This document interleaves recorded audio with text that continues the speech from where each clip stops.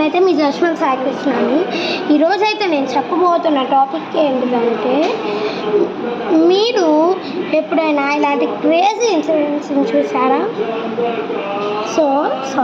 Crazy incidents కాదు, మీకు ఎక్కడైనా డైమండ్ కనిపిస్తే అది మతోన్నోడు ఎవరైనా డైమండ్ వేస్తాడా అని అనకుండా దాన్ని మీరు ఇంటికి తీసుకొని వెళ్ళండి.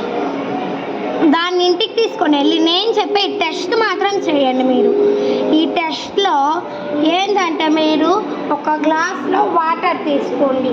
వాటర్ తీసుకున్న తర్వాత దానిలో ఆ డైమండ్ని వేయండి.